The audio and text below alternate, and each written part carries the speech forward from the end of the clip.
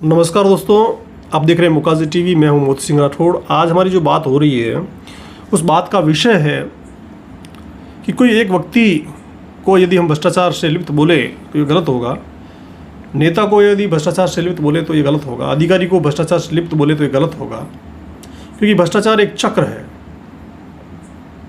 निम्न पायदान का मतदाता जो निम्न पायदान से शुरू होता है, एक मतदाता जो पहले चरण की शुरुआत है, यदि उसको खुद पूछा जाए कि आपको कैसा उम्मीदवार पसंद है तो वो यही बोलेगा कि हमें ऐसा उम्मीदवार पसंद है जो हमारा काम निकाल सके, जीतने के बाद हमारे लिए कुछ कर सके, हम कुछ भी उल्टा सीधा बोले तो वो हमारा काम निकाल सके, और हमें सदैव ऐसे व्यक्ति का साथ मिलना चाहिए जो जीतने के बाद हमारे साथ खड़ा रहे।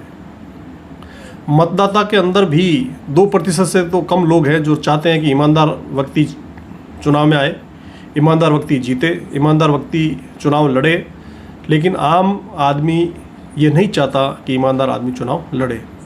उन्हें पता है कि ईमानदार आदमी चुनाव लड़ेगा, उनका काम बंद हो जाएगा, पहले की कुछ बातें हैं वो सामने आएगी, उजागर होगी और भ्रष्टाचार खुल जाएगा।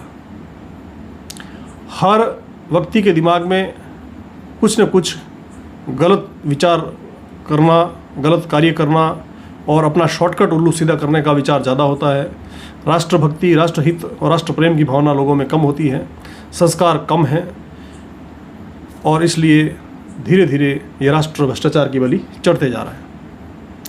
मैं ज़्यादा तो नहीं बोलूँगा, इतना ज़रूर कहूँगा कि आज भारत यदि भ्रष्टाचार से लिप्त ना हो तो बहुत बड़े विकास की तरफ बढ़ सकता है और बढ़ रहा है।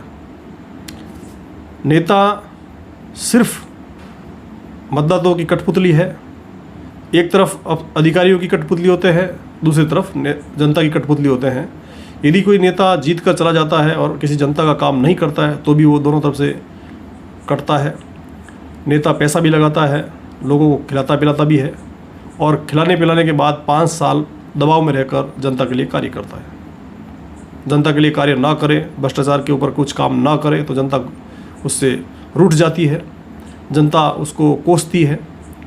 और अधिकारी भी ये चाहते हैं कि उनको नेता ऐसा मिले जो उनकी हाँ में हाँ मिलाए, उनके कार्यों को आगे बढ़ाए, उनके कार्यों को करे।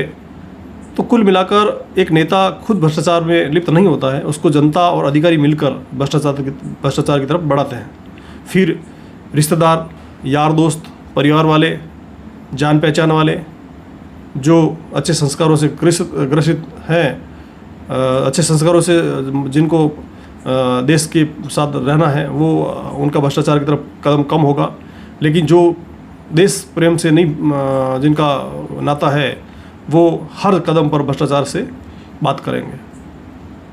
ग्रामीण स्तर पर मैं कई बार देखता हूँ, नरेगा एक बहुत छोटा विभाग है जो राजस्थान के अंदर या भारत में सब जगह चलता है। उनके अंदर काम करने वाले लोग भी जब उनको पैसा मिलता है तो वो बगैर काम किए हुए 100-200 रुपये इकट्ठे करके, 200 रुपये इकट्ठे करके तालाब पोखर में जेसीबी चला देते हैं, मशीन से काम करवाते हैं और खुद बैठे रहते हैं। 5 मिनट का भी काम उनका दैनिक नहीं होता है, लेकिन वो पूरी हाजिरी लेते हैं, पूरा समय का पैसा लेते हैं। जब इतनी निम्न पायदान पर भ्रष्टाचार है तो फिर आप कैसे कह सकते हैं कि केवल नेता ही भ्रष्टाचारी है या अधिकारी ही भ्रष्टाचारी है? भ्रष्टाचार का सबसे बड़ा प्लेटफॉर्म अगर कोई है तो जनता है। भ्रष्टाचार का सबसे बड़ा प्लेटफॉर्म अगर कोई बनकर खड़ा है तो जनता है। जनता ही कठपुतली बनाकर नेताओं और अधिकारियों से भ्रष्टाचार करवाती है, और वही जनता फिर कहती है कि अधिकारी और नेता भ्रष्ट हैं। तो इसका निर्णय लेना होगा, जनता को भी सोचना होगा, अधिकारियों को भी सोचना होगा, नेताओं को भी सोचना होगा। नेता पैसा फालतू ना खर्च करे ऐसी जनता के लिए जो उनसे उल्टे सीधे कार्य करवाने के लिए उनको साथ दे। अधिकारियों को भी सोचना होगा। तो कुल मिलाकर तीनों प्लेटफॉर्म्स के ऊपर अगर राष्ट्र प्रेम की भावना का जब तक चोला नहीं आएगा तब तक ये देश चलता रहेगा भ्रष्टाचार की आह में। भ्रष्टाचार देश को जो है खोखला करता रहेगा। आप देख रहे हैं मुकाजी टीवी। मैं ऐसे फिर एक वीडियो के साथ आपसे मिलने की पूरी कोशिश करूँगा। तब तक दीजिए क्या, जय हिंद, जय भारत।